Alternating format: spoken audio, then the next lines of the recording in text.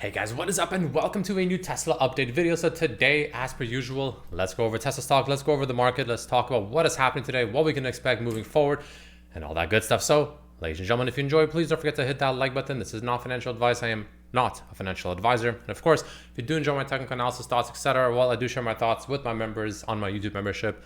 Link is down below in the description of the video. Every single day, the market is open as it's trading, as it's open throughout the day for just $3 a month, mainly on Tesla stocks, sometimes other stocks, over $5 a month. You get access to the second tier, which includes NVIDIA as well, obviously, plus the first tier. But jumping into a Tesla, finally getting a bit of a bounce, getting some life back into the stock, rallying up about 7.6%, closing at $248 per share, which obviously compared to the market is going to be a significant outperformance.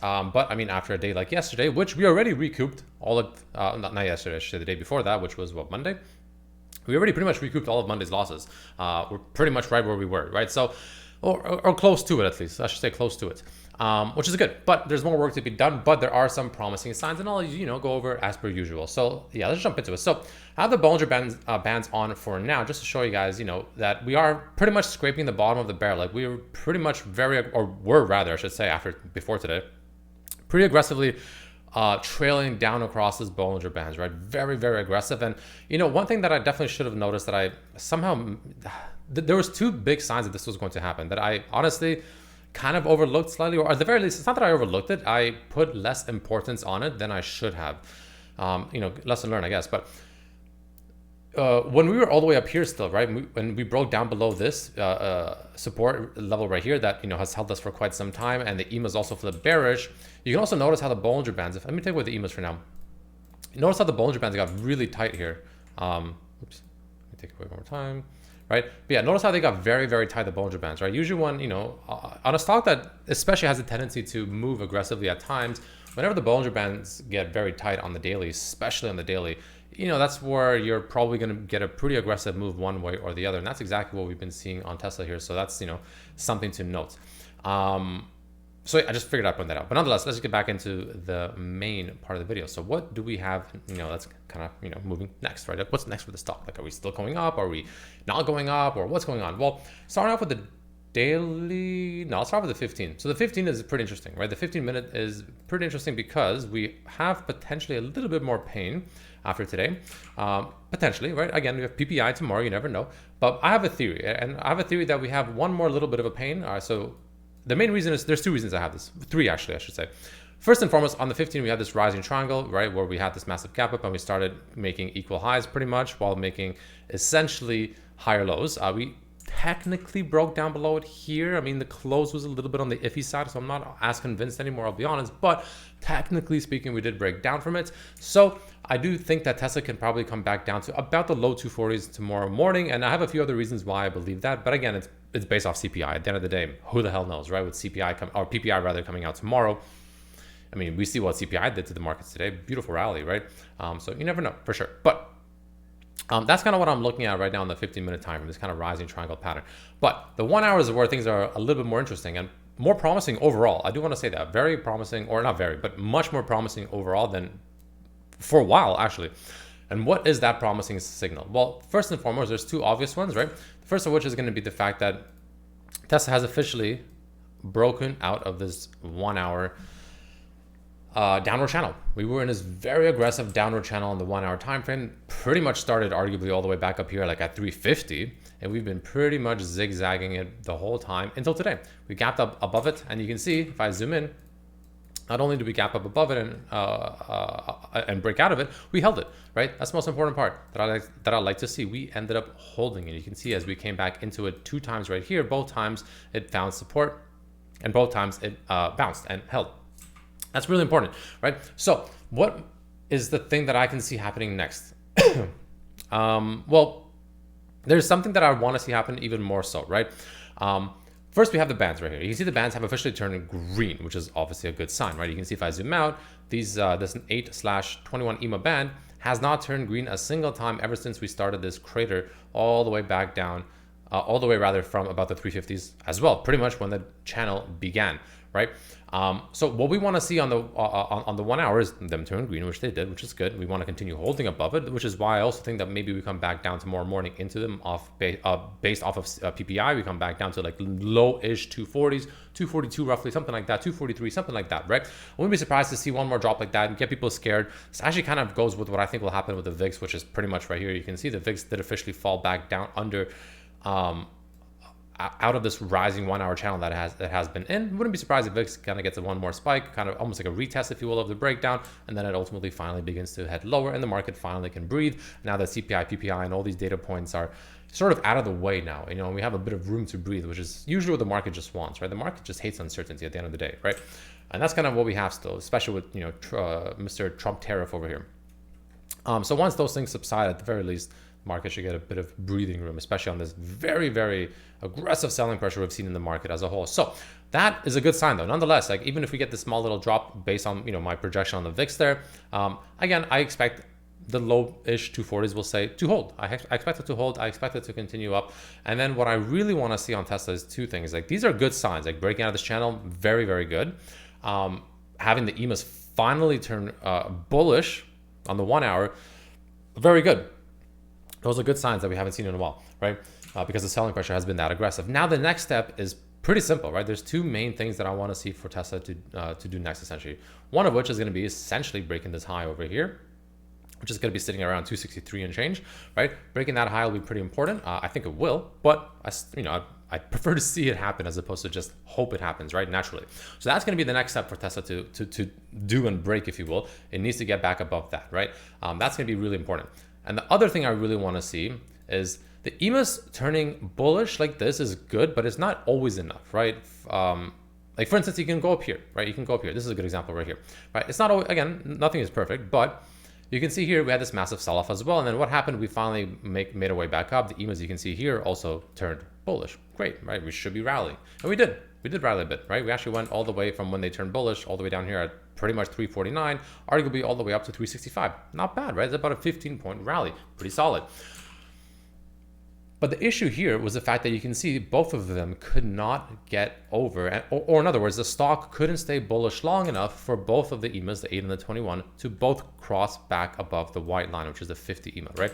That's kind of like my better confirmation signal, right? I want to see both of them get back above it. That to me tells me that this isn't just like a random dead cat or a random, like, you know, just a random pop just to fade essentially. This shows me that the stock is finally gaining enough bullish momentum, I guess, that it's enough to sustain the stock up here long enough or higher so that the EMAs can officially fully get an overall bullish crossover, you know, fully, right? Not just them turning green, but also getting above the 50.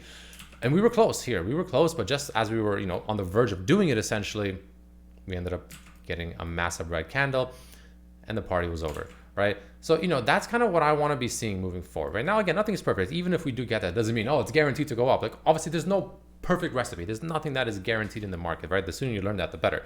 However, there would be a damn good sign. And that would also most likely, if that were to happen, mean that we broke the high over here that I talked about 363. So those are pretty much the next steps I want to see on Tesla stock. So my projection will be something like this, maybe a small little sell-off tomorrow morning off PPI, come back up like this, and we start making our way finally back higher. Now, if this truly is the bottom, right? Let's just zoom out over here one more time. And let's say this down here, which it's a pretty decent candidate to be like potentially the bottom, but at the very least, like, you know, a short to medium term bottom, like, you know, for at least a few weeks, maybe even, right? What is the target to the upside? Well, there's two ways to measure it. One way is if this is a more medium term bottom, you can measure from all the way up here to all the way down here, and you can see the target, first of which would be about $320 per share. Best case scenario is 383. Let's not get ahead of ourselves. I think 320 is like the first one you'd be looking at, right? But there's still work to be done, right? And I'll go over one more thing that needs to be done on the weekly. But that'll be the first target. However, if you're looking at it more shorter term, I guess you can say, you can measure from this swing high that we had over here down to this swing low we had over here, and it prints similar-ish levels. where we have a 382 sitting at 275, which would be the first target, which I think we'll get to. But if we get to that, I actually personally believe that we most likely will make it to our next target, which will be closer to about $310 per share, which is that 618 Fibonacci, which essentially would give that pretty nice retracement to this very aggressive sell-off before, yeah, we could potentially find a bit more pain. And if that were to happen, let's say at the end of this month, sometime at the end of this month, this would actually coincide with the top of this resistance line back up here that has resisted us in the past several times. So, there's work to be done for the bulls, but assuming this is the bottom and assuming we do get this breakover, which is this has potential for that. I want to make that very clear. This does have that potential because this is also the first time that Tesla has officially closed a daily candle above the previous day's high. Like I mentioned many times, if you look at all these candles pretty much throughout the sell-off until this time here, which is where we got that initial consolidation and why this bleeding stopped off of this candle right here, because this candle right here closed above this candle's high of the day, right? And this whole sell-off, if you look at every single candle until today's candle, we have never been able to close a daily candle above the previous daily candle's high. Hasn't happened a single time. This was the closest one because we went above it, but we didn't close above it.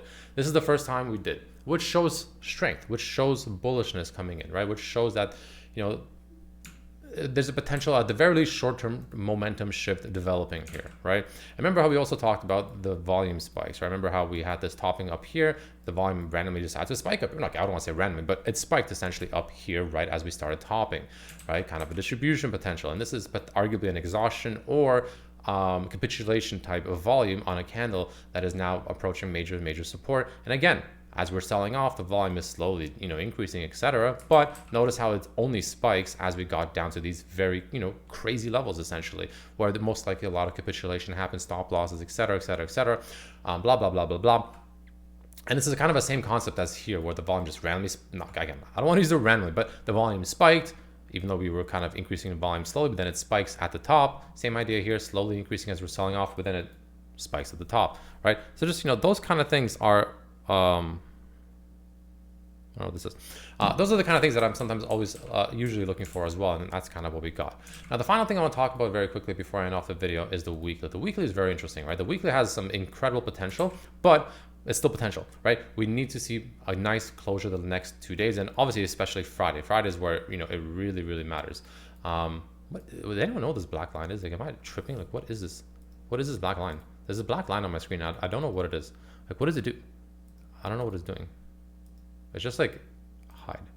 I don't know what that is. Anyway, the weekly has potential. What is the potential? Well, a hammer candle. Well, one of the best candles you can ask for in a reversal potential, right? And it's, a hammer candle. Now, I want to see two things though on the hammer candle here on the weekly, right? I want to see Tesla essentially close above mid 350s or higher. 250s or higher by Friday. Why do I want to see mid 250s or higher by Friday? Because number one, we will essentially reclaim. Well, I wouldn't want to say reclaim. We technically haven't never technically lost it. We only lose it if we close below. We haven't closed below it just yet.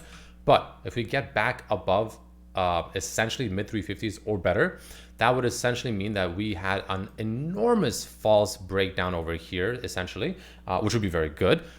And this would print probably one of the best looking bullish hammer candles I have ever seen. And the reason on top of that I want to see above the mid 350s or higher is because I don't really like, if this closes looking like this, let's say, and it's red. Yes, it's still a hammer candle, but in my experience, red hammer candles aren't as reliable as, green, or in this case, my candle being white, white hammer candles. They're much more reliable and a much higher certainty or probability, I should say, of it actually being a meaningful reversal signal. We're not seeing that. We're not there just yet, I should say, right? So I want to see Tesla close this above the mid 350s or higher to make this a green or / white hammer candle and to have this trend line remain intact. If we can do that, I'm pretty convinced Tesla will make its way back up to probably 313 to 320, probably by the end of the month. Like, that would make me pretty confident about that. But that needs to be done. That is like what really needs to be done for Tesla to really get ready to reverse, right? So let's see how that plays out. I'm pretty confident it will, but again, confidence doesn't matter. I'd rather see it. So that's something else you should watch for moving forward. Going over to the options for Tesla today, pretty mixed throughout the day, but a lot of bullishness did come in obviously on this massive rally, but it started getting pretty mixed towards the second half of the day. So let's see how that actually ends up, playing out. Tesla is 17 confirmed bullish flow, million confirmed bullish flow, but not a crazy amount, right? It tells me that maybe a lot of positions rather were closed throughout the intraday. So we'll see how that actually plays out. But again, with PPI tomorrow, let's see. But there are some good signs finally, for the first time since this aggressive dump from 350s has begun. There are some signs that are finally appearing that are promising. Let's just say that, promising, looking good. Still work to be done, but looking like there is something brewing, which is a nice sign to see. But all in all, thanks for watching. See you tomorrow. Peace.